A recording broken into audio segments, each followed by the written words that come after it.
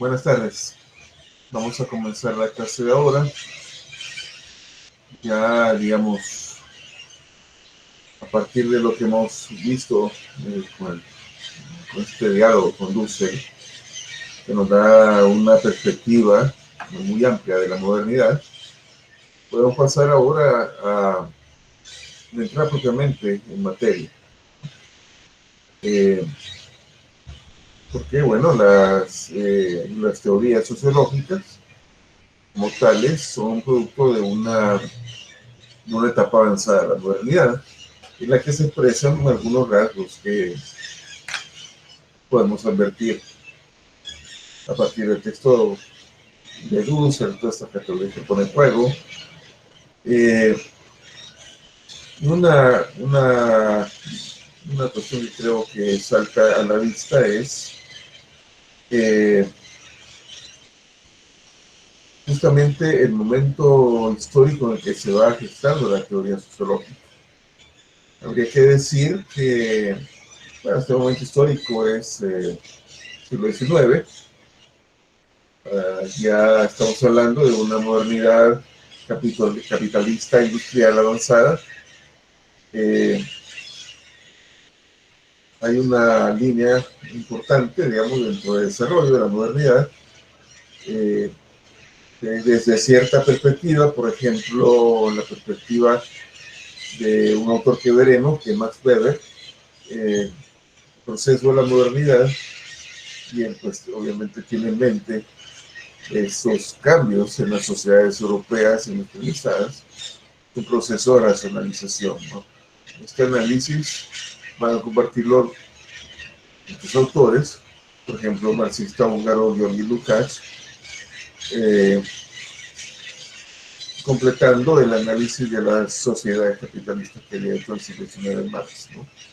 Se trata de un proceso de racionalización que expresa una característica fundamental del capitalismo, no solamente de esta época industrial, sino que de todos los periodos anteriores o todos los procesos anteriores, que es el cálculo a partir de una racionalización estratégica, de una racionalidad de medios y fines, el cálculo como el cálculo de utilidades, el cálculo de ganancia, el cálculo de capital, como el criterio central en el cual se rigen las acciones, no solamente económicas, sino que, como mismo Max Weber lo va planteando, y eso más adelante lo ampliará Lukács, se extiende sobre los demás ámbitos de la vida humana, no solo los demás aspectos de la vida humana, no solamente en la producción capitalista, no solamente en el ámbito de las relaciones económicas, sino en la misma relación interpersonal. Esa es la racionalidad de cálculo, una racionalidad de medios y fines, es decir, calculo qué tipo de acción puede darme mayor ganancias, etcétera, conforme a los fines estratégicos de lucro, de poder, etcétera, que pretendo alcanzar, ¿no?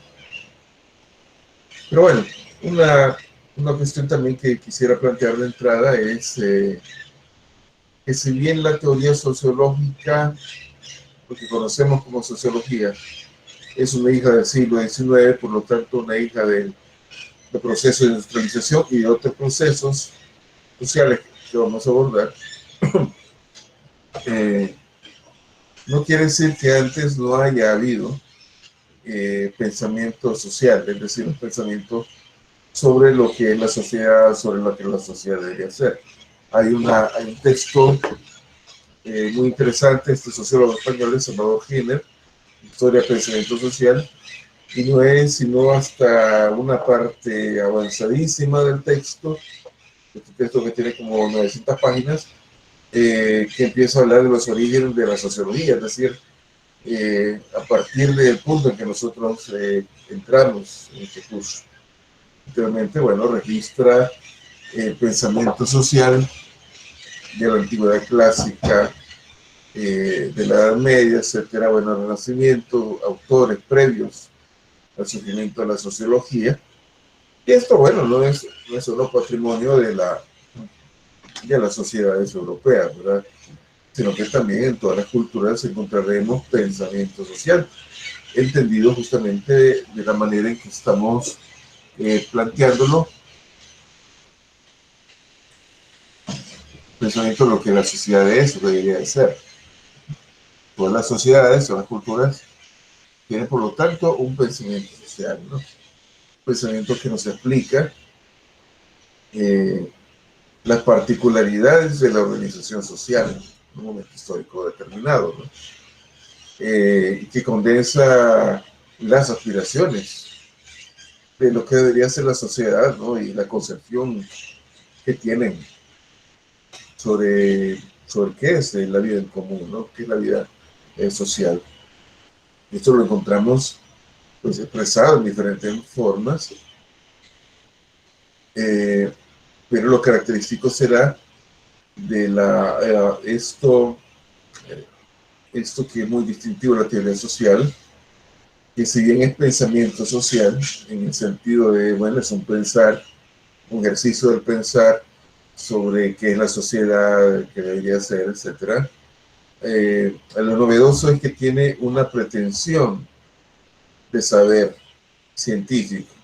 Esa pretensión no se había registrado antes. Y no se había registrado antes eh, porque no se habían dado las circunstancias históricas que llegan a plantear esta cuestión. Por ejemplo, una cuestión muy característica del contexto en el que surge la teoría social, o las teorías sociales, así en plural, es el avance científico-técnico, ¿no? En este contexto de revolución industrial.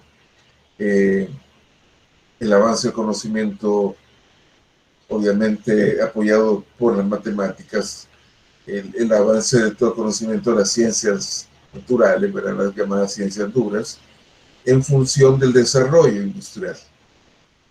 Y por lo tanto también creo yo la cristalización de un proceso que empezamos a advertir en Europa sus huellas, sus primeras huellas, o algunas de ellas. Por ejemplo, a partir de ese cambio, ese proceso de transformación de los paradigmas epistemológicos, los paradigmas del conocimiento, que le debe mucho al desarrollo de la física, de las observaciones astronómicas, no sin aportar, no sin tener que pagar costos humanos muy fuertes. La cristalización de un proceso en el cual el ideal de ciencia va cobrando el rostro del conocimiento matemático y de la física, ¿no? Es decir, un ideal de ciencia exacta, un ideal de que luego, bueno, los pioneros de esta teoría sociológica, que son los positivistas, bueno, llamarán pues objetividad, ¿verdad? Objetividad como un rasgo de la ciencia natural que nos garantiza una exactitud. No es que el positivismo se haya inventado o haya planteado por primera vez esto de la objetividad, pero sí que propone trasladar por así decirlo, este criterio de validez de conocimiento científico natural a las ciencias que se dedican a estudiar la vida humana en sociedad, ¿no? Entonces, un saber objetivo en el cual, en la medida de lo posible, no hay una distorsión de la subjetividad valga la redundancia, soy terrible, ¿verdad? Estoy consciente de ello, de la subjetividad del sujeto investigador con respecto al objeto de estudio. Entonces se va cristalizando como este paradigma científico de las ciencias naturales, perdón, de las ciencias matemáticas, y bueno, si hablamos de ciencias naturales, bueno, el de las ciencias físicas, ¿no? No en balde, pues, Augusto Comte, que es el fundador de la sociología en Francia, se referirá a lo que conocemos como sociología en términos de una física social, ¿verdad? Entonces la imagen es poderosa, fíjense, física es el estudio de los cuerpos, ¿no? Cuerpos en movimiento, por ejemplo, ¿no? Entonces, bueno, la imagen es poderosa porque la perspectiva de Comte, que es muy rica, obviamente tiene muchas cosas cuestionables, pero tiene también cosas muy, muy sugerentes, ¿verdad? Pues, a pesar de los fallos de más que todo de sus ambiciones, ¿verdad? Y de ciertas pretensiones con las que recarga las espaldas de la sociología. Este autor compara la vida social con la física, como cuerpo social, el movimiento de los cuerpos, de las entidades sociales, ¿verdad? Buscar unas leyes que predigan este movimiento de cuerpos sociales, ¿verdad? O de entidades sociales. Entonces, bueno, esto es como muy, muy característico de ese periodo y en buena medida significa un esfuerzo también por legitimar este saber sobre la sociedad como un saber científico. Hay una impronta muy fuerte todavía de esta idea, según la cual cualquier tipo de disciplina que aborde los diferentes aspectos de la realidad tiene que legitimarse a sí misma como ciencia, ¿verdad? Incluso, creo yo, en los ámbitos intelectuales, por ejemplo, de lengua alemana, por ejemplo, a las humanidades se les conoce o se les conocía, por lo menos en los tiempos de que Gadamer escribe, ¿verdad? Y método del siglo XX, como ciencias del espíritu. Y todavía hoy en día, pues, no se habla muchas veces de humanidades a secas, sino de ciencias humanísticas o ciencias del hombre, etcétera, ¿no? Entonces, hay esta idea de que para que un conocimiento sobre cualquier parcela de la realidad sea un conocimiento fiable, sea un conocimiento verdadero, riguroso, etcétera, debe legitimarse a sí mismo como ciencia y practicar el método científico. Entonces, bueno, esto nos lleva a otras discusiones porque, evidentemente, como lo vamos a ver con Comte, no se puede hacer un traslado automático del método de las ciencias naturales ni a las ciencias sociales, ni a las humanidades, ni cualquier otro tipo de saber que tiene como centro la actividad humana o la vida humana en sus diferentes aspectos, ¿verdad? Salvo, claro, los aspectos biológicos, fisiológicos, etcétera, que está más, obviamente, más emparentados con las ciencias naturales, pero aún estos están en comercio con aspectos que tienen que ver con la subjetividad humana, es decir, para decirlo de cierto modo, con la vida del espíritu, ¿no? Esto es muy difícil medirlo, cuantificarlo, etcétera. Entonces, claro, veremos que determinadas ciencias sociales o ciencias que estudian la condición humana se enmarcan este enfoque, por así decirlo, no sé si la expresión será muy feliz, naturalista, ¿no? Y bueno, tiene una perspectiva con más hermenéutica, más interpretativa, etcétera. Incluso, pues, las ciencias sociales no se agotan simplemente con el hecho de dar indicadores, ¿verdad? Obviamente factores cuantificables, etcétera, pero estos escapan de ese tipo de parámetros. Entonces, es en el siglo XIX, propiamente hablando, que va a surgir la teoría sociológica. Si le dan un vistazo ustedes al texto de Ritzer, que es un texto muy, muy bueno para comenzar a adentrarnos en las diversas teorías sociológicas, Ritzer aporta los tipos de elementos en el surgimiento de la teoría sociológica. En primer lugar, un primer grupo de factores o un primer grupo de elementos serán las fuerzas sociales que entran en juego en el desarrollo de la teoría sociológica. Un segundo elemento, no menos importante, amén de estos elementos contextuales, de lo que hablaremos más adelante, serían pues las fuerzas intelectuales que entran en juego justamente para marcar el surgimiento de la teoría sociológica en Europa.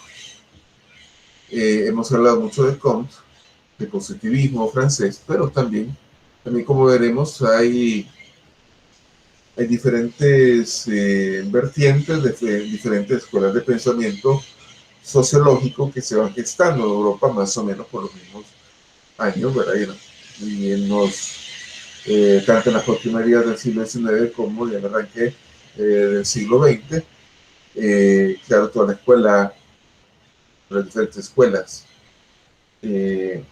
francesa, pero también pensamiento sociológico inglés, que también tiene unas particularidades muy importantes, muy llamativas.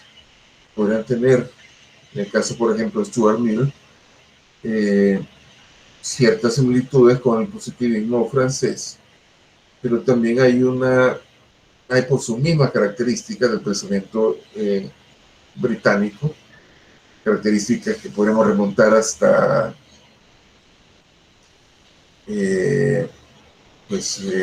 hasta la época de inicios de eso que se llama modernidad, ¿verdad? Con el racionalismo, el empirismo, bueno, estas peculiaridades que son muy marcadas en el ámbito anglosajón, no dejan de tener una gravitación importante en el ámbito de la teoría sociológica, en particular el pensamiento de Stuart Mill, que veremos más adelante. Está también pues la sociología italiana, que bueno, que expresa unas apuestas teóricas muy llamativas, y también, como lo apuntará el autor al final de ese primer capítulo, que es un esbozo de las teorías sociológicas, los desarrollos que va a tener el pensamiento marxista, ¿no? Dentro del ámbito de la sociología alemana, ¿verdad? Donde encontramos una riqueza de aportaciones teóricas a las cuales vamos a hacer una mención en este primer acercamiento, pero bueno, vamos a tratar de profundizar ya en determinados aspectos también. Entonces, bueno, un primer grupo de factores habíamos señalado en su momento es los factores, podríamos decir, o como lo llama aquí Ritzer, los factores o las fuerzas sociales que van a entrar en juego en el nacimiento de la teoría sociológica. Entonces vamos a ver desde esta perspectiva qué elementos o qué factores van a plantear la necesidad de pasar de una mera reflexión sobre qué es la sociedad, sobre el deber ser, a un esfuerzo intelectual muy valioso que busca entender la sociedad aplicándole el método científico. En este sentido, ¿cuáles son esas fuerzas sociales, no? Por ejemplo, el autor señala las revoluciones políticas. Este primer elemento resulta importante porque nos vamos a encontrar que por lo menos en este primer momento de la historia, este punto de arranque, la teoría sociológica, un problema al cual, un problema muy práctico además, al cual se enfrentan los primeros sociólogos o los primeros teóricos de la sociedad, es justamente el hecho de que las sociedades, en particular las sociedades europeas y muchísimo más en particular, y la sociedad francesa, han pasado por una serie de revoluciones, por una serie de convulsiones sociales. Es evidente, por ejemplo, la revolución de 1789, pero también hay que tomar en cuenta otros hechos, otras conmociones importantes. Por ejemplo, el año de 1848, que es un año muy importante en la historia europea. Se le conoce como el año de las revoluciones o también la primavera de los pueblos. Hay rebeliones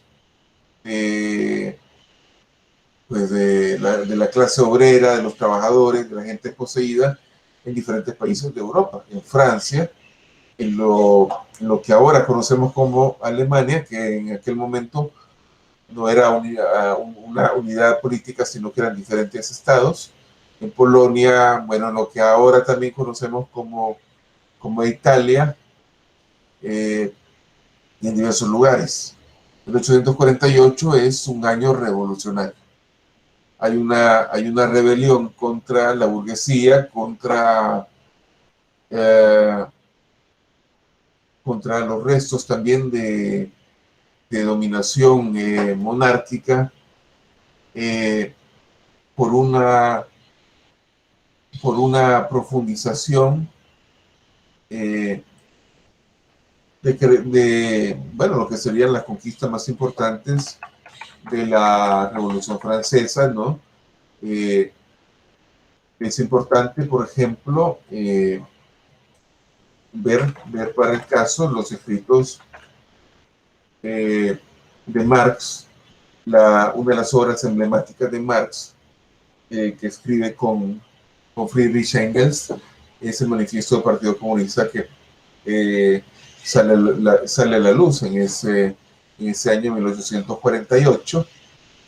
En Francia, decenios más tarde, en 1871, se da también un movimiento insurreccional muy potente de la clase trabajadora, que logra hacerse con el control del país, por lo menos de la capital francesa, no de París,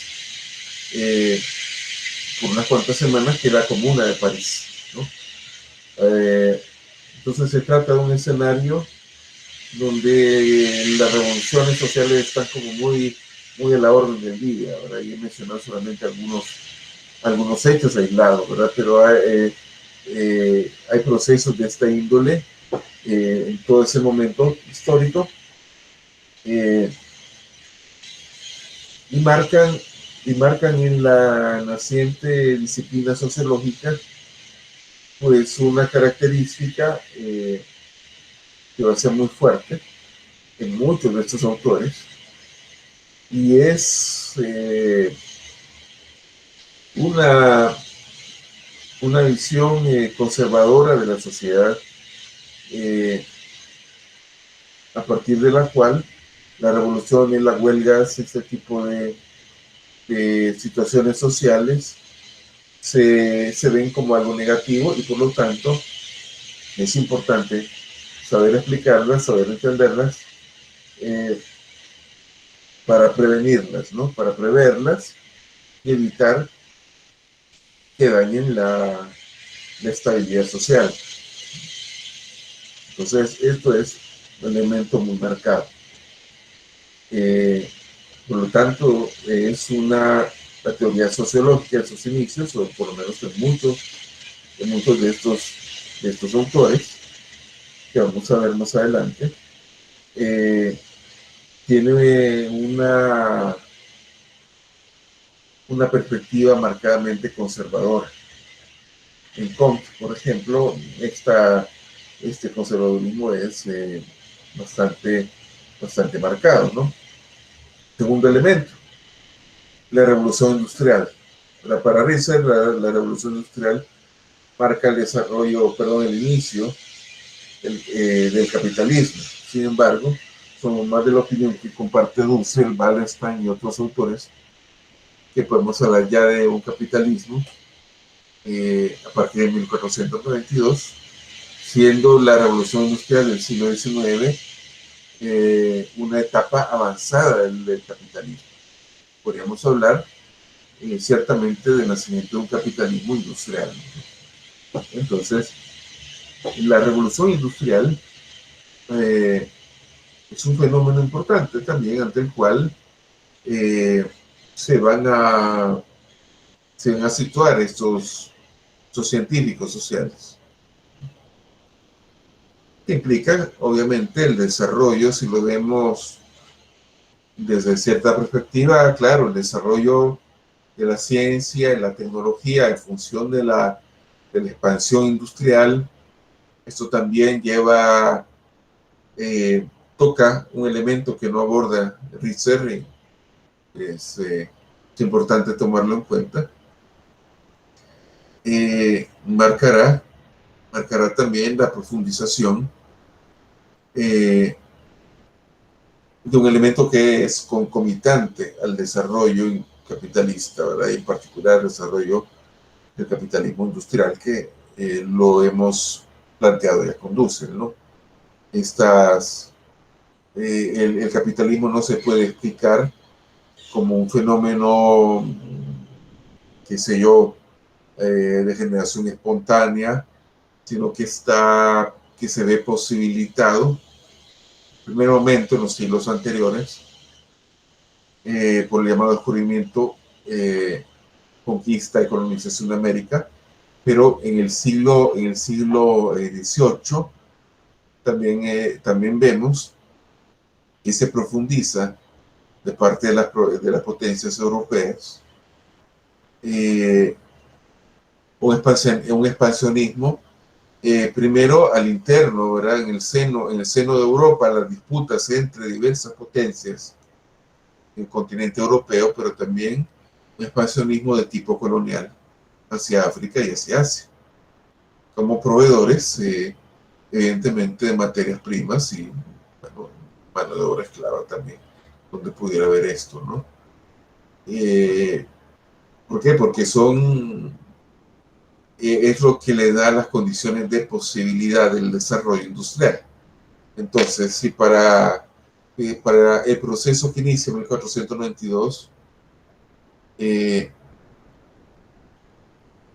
podemos hablar con Marx de un periodo de acumulación originaria del capital. Bueno, toda esa acumulación originaria se cristaliza y se concreta en los elementos materiales de esta revolución industrial.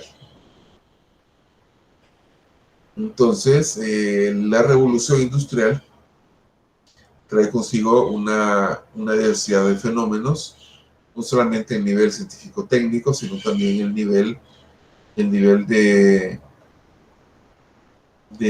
desarrollo social. Las sociedades van adquiriendo otra fisonomía. De hecho, un factor que Riesser va a apuntar como crucial también será el fenómeno de la urbanización, es decir, el crecimiento de las ciudades, el surgimiento de nuevas ciudades o la expansión de las ciudades que ya existían. Las ciudades, por cierto, si bien no son un invento moderno, capitalista, Eh, Creo que, bueno, las ciudades como tales, al menos en lo que respecta a Occidente, aunque esto es muchísimo más viejo, vienen de Grecia y de Roma, pero eh, una característica interesante del nacimiento de la burguesía en Europa es justamente que se trata de un sector social urbano, en virtud del cual se desarrolla la vida comercial y la actividad económica en la ciudad, ¿verdad? Ya no tanto en el campo, ¿verdad? En el factor rural, que sí era muy importante en el feudalismo, ¿no? En el antiguo régimen, bueno, el capitalismo naciente van a ser las ciudades, y con mucha más razón, con muchísima más razón en la revolución industrial. ¿Qué significa esto? Significa un desplazamiento forzado de la población rural a las ciudades. Forzosamente, eh, la gente va a verse obligada a abandonar el campo, a abandonar el agro y a verse integrada pues a la fábrica, ¿no? No, y no con resultados necesariamente felices en términos de empleo, ¿verdad? Ya Marx habla de un ejército industrial de reserva, que no es otra cosa que los miles y millones de trabajadores potenciales, de desempleados, ¿verdad? Que están allí a la espera de que salga una vacante en alguna fábrica, etcétera. Es un fenómeno muy característico y que también es un elemento que va a crear descontento social, ¿no? Eso sin abordar el hecho de que esta revolución industrial se dio en unas condiciones de trabajo muy precarias, muy malas para las mujeres, los hombres y pues, los niños que trabajan ahí, las niñas que trabajaban en esas fábricas. Si usted le da un vistazo al Capital de Marx, se van a encontrar con que Marx hace una investigación muy prolija, muy minuciosa, eh, en los reportes de los inspectores de las fábricas. Entonces, bueno, el gobierno inglés mandaba inspectores a las fábricas para que dieran cuenta del estado de la condición de trabajo, ¿no? Entonces, bueno, estos inspectores registran condiciones de trabajo francamente inhumanas, ¿verdad? Donde hay peligros para la salud, donde hay problemas, hay muchas enfermedades, hay hacinamiento, ¿verdad? Hay condiciones de trabajo brutales, incluso para los niños que trabajan ahí. Estas cuestiones, bueno, nos marcan un escenario, un contexto en el cual hay problemas sociales, hay el potencial pues, para estas rebeliones que se dan a lo largo del siglo XIX. ¿eh?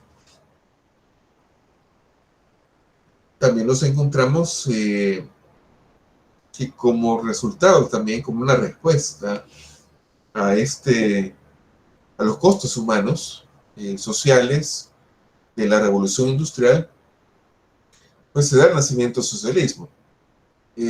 Marx es, digamos, la culminación y el giro científico del pensamiento socialista, que había empezado a darse, pues, algún tiempo antes que Marx. Algunos, algunos autores, algunos intelectuales en Francia, principalmente, ven esta situación que es muy inhumana, muy injusta, y van a proponer una serie de utopías sociales donde, bueno, se encara el problema que sería, eh, bueno, cuyo síntoma sería esta expansión industrial brutal, basada en la explotación sin límites, y propondrían de una forma u otra modelos o prototipos de sociedades alternativas donde en vez de que sea el sentido, el afán de lucro individual o el afán de lucro de los empresarios o de los capitalistas, bueno, de una vida comunitaria, ¿verdad? A partir de ciertas reformas o a partir, por ejemplo, de ensayar, como algunos de estos autores lo harán. Algunos incluso lo llevarán a la práctica, de ensayar modelos alternativos de vida comunitaria, ¿verdad? De comunas, palansterios, otro tipo de micro sociedades colectivizadas, ¿verdad? Pero que no están basadas en un análisis riguroso de las condiciones socioeconómicas ni históricas, ¿no? A estos autores, Saint-Simon, Fourier y otros que se me escapan de la memoria en este momento, se les conoce genéricamente como socialistas utópicos. Entonces, bueno, ya hay un pensamiento socialista previo a Marx. Lo que hace Marx es una labor intelectual de análisis científico de la sociedad capitalista. Un análisis científico que obviamente es un análisis económico, pero también una crítica filosófica al capitalismo. Entonces, por eso se habla además como fundador del socialismo científico en contraposición, perdón, a estos socialistas utópicos, ¿no? Que pues el punto de él, el socialismo utópico, sería pues el hecho de que no hay como primero no hay un análisis riguroso de la sociedad capitalista, y por lo tanto, bueno, a partir de ese análisis podríamos pensar en construir alternativas al capitalismo, sino que más bien la expresión de unos buenos, de unos muy nobles deseos, pero sin concretar cómo hacemos para llegar a esa sociedad ideal. Nosotros tenemos una fuerza importante porque, como hemos dicho, mucho pensamiento sociológico o la teoría sociológica de esta época es conservadora y verán el socialismo como un peligro, ¿no? Del cual, pues, que atentaría contra la estabilidad social, etcétera. Y por lo tanto, bueno, es una cosa que pone a pensar a muchos de estos sociólogos, ¿verdad? Estos primeros teóricos sociales, aunque, bueno, veremos más adelante que hay para ciertos matices. También es un factor interesante en esto, un cambio religioso, es decir, un cambio de la sensibilidad religiosa, donde va afianzándose un proceso que ya venía dándose de manera gradual. ¿En qué sentido? Bueno, en el sentido de que la religión deja de tener la preeminencia social y política que tuvo en el antiguo régimen. Más bien la religión pasa poco a poco a ser una cuestión que se da en el ámbito privado. Se da lo que Max Weber llama el desencantamiento del mundo, como resultado de este proceso socioeconómico y civilizatorio que es el capitalismo avanzado. Un desencantamiento del mundo en el sentido de que ya las antiguas explicaciones religiosas, bueno, como que ya no resultan suficientes. Está como muy en boga el afán cientificista, ¿verdad? Una creencia, un optimismo desmedido, podríamos decirlo con propiedad, con respecto a las posibilidades que da la ciencia, ¿verdad? Una especie de hibris, una especie de orgullo desmedido del sujeto racional capitalista, ¿verdad?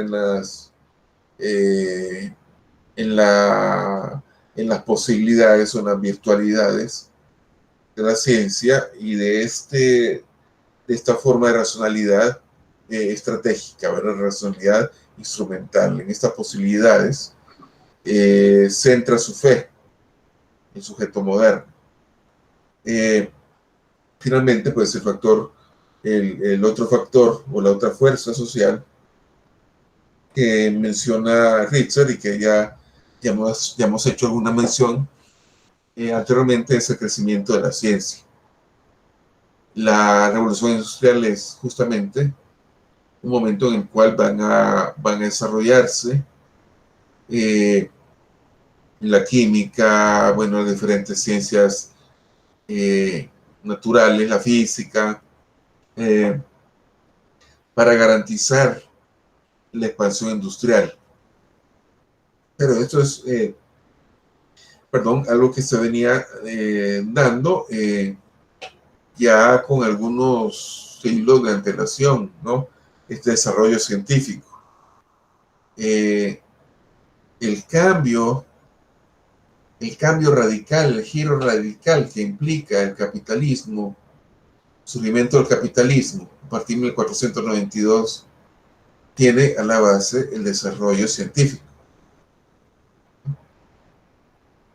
No en balde, en uno de los pasajes del manifiesto comunista de Marx y Engels, escrito, como hemos dicho, y publicado, como hemos dicho, en 1848, se caracteriza a la burguesía como una clase revolucionaria. Es la clase que va a revolucionar el conocimiento, va a revolucionar la ciencia, va a cambiar radicalmente las formas de relaciones sociales, va a cambiar, ya que hemos hablado de cambio religioso, va a cambiar las antiguas creencias, los antiguos dogmas religiosos, porque ya no le resultan funcionales. Y va a instaurar, bueno, esta fe en un individualismo, lo que Macpherson llama el individualismo posesivo, esta fe en el poder del dinero, en la potencia sin límites del capital, etc. Entonces son factores que van a moldear la sociedad capitalista y van a ser como los elementos del contexto en el que surge la teoría sociológica. Hay una serie de elementos también que son de carácter intelectual, que van a tomar auge en el surgimiento de la teoría sociológica. Una referencia importante acá es el desarrollo de esa teoría sociológica en Francia, que es donde se funda la sociología. Riser hace una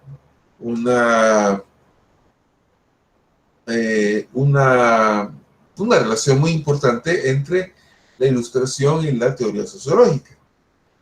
Uno podría pensar, bueno, sí existiría como una relación natural, digamos, entre el iluminismo del siglo XVIII, ¿no? Francés, y el surgimiento de esta nueva disciplina científica. Pero esa relación no es tanto una relación de afinidad, sino más bien una relación que tiene que ver con los temores que va a despertar la misma ilustración. Recordemos que la ilustración es un movimiento eminentemente burgués o pequeño burgués, entre las clases más vinculadas al antiguo régimen, ¿no? Más vinculadas a la monarquía o la iglesia conservadora francesa. Entonces, bueno, la ilustración,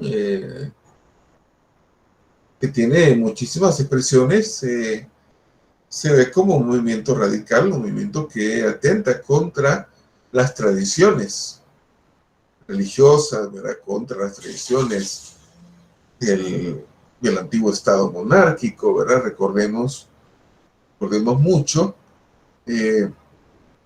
cómo, digamos, en la visión social, la visión del mundo propia del Estado monárquico francés, y bueno, creo que cualquiera de esas monarquías absolutas, hay esta creencia, bueno, de la sociedad como un cuerpo social donde el monarca sería como el centro, ¿verdad? Como el alma de ese cuerpo social, y por lo tanto habría como una identificación del pueblo con el monarca, ¿verdad? Sería su rey. De hecho, hay una película francesa, déjenme ubicar Un pueblo y su rey, es una película francesa de 2018, donde narra los últimos meses de la monarquía, ¿verdad? Los últimos meses también de la vida de los reyes de Francia, ¿verdad? Antes de que fueran guillotinados. Entonces, bueno, bien, es muy interesante. Bueno, si la ven, van a encontrar una declaración muy, muy interesante de los debates en la Asamblea Francesa, ¿verdad? Entre los sectores monárquicos, conservadores, y los sectores como más radicales, más progresistas. Ciertos personajes populares, donde se nota, bueno, como esta identificación popular o de ciertos sectores populares, ¿verdad? Con la figura del rey, ¿no? Aunque después, bueno, le dan la espalda, evidentemente, ¿no? Entonces, claro, estos sectores conservadores van a ver en la ilustración una amenaza. Y tomemos en cuenta justamente eso, ¿no? Que la Revolución Francesa de 1789, aunque es una revolución triunfante, no significa sin más el triunfo de la burguesía, el triunfo, digamos, del pensamiento moderno en términos políticos, etcétera, sino que los sectores conservadores siguen teniendo un papel importante, una cuota de poder importante, y hay pugnas en el seno de la sociedad francesa, ¿verdad? De ahí también estos descalabros, ¿verdad? Estas muestras de descontento que periódicamente van dándose en el siglo XIX. Entonces, bueno, para la sensibilidad conservadora y para muchos de sus intelectuales, la ilustración es una amenaza. Entonces, una amenaza a los valores, a las tradiciones del pueblo francés. Y este tipo de perspectiva se va a encontrar justamente en los fundadores de la sociología en Francia, en particular con Auguste Comte, cuya familia es de raíces conservadoras, pero lo característico de Comte es un conservadurismo que ya no es ese conservadurismo que tiene un marcado carácter religioso. También Comte va a atacar la religión y propondrá la nueva religión de la ciencia. Es un conservadurismo que tiene ya todo un discurso científico muy marcado, muy marcado. Y que, bueno, la preocupación práctica de Comte al proponer esta física social es la de poder explicar objetivamente el funcionamiento de la sociedad y poder prevenir y evitar las revoluciones, las huelgas y cualquier tipo de cuestión que atente contra la tradición, que atente más bien contra la estabilidad, ¿verdad? No en balde, Comte va a proponer un lema que a la fecha seguimos viéndolo, perdón, en la bandera de Brasil, ¿no? Orden y progreso. Serían como los dos pilares del pensamiento comtiano. Bueno, voy a quedarme hasta acá, y si quieren, cuando iniciemos la siguiente clase, podríamos iniciar, bueno, con preguntas u opiniones de ustedes, ¿verdad? Para que podamos ir nutriendo pues este curso. Bueno, quiero agradecerles su presencia en esta jornada. Que tengan buen descanso y nos vemos la próxima semana. Hasta luego. Luis, una consulta rápida. Sí. Sí, no sé si ha tenido la oportunidad de subir estas últimas sesiones grabadas, o no sé si mis otros compañeros tampoco lo han recibido, solo eso, no solamente. Vale, perfecto, lo voy a tomar en cuenta, Alejandro. Muchísimas gracias. Bueno. Gracias, buenas noches. Gracias, buenas noches. Feliz noche, gracias. Gracias, buenas noches. Gracias, buenas noches. Buenas noches.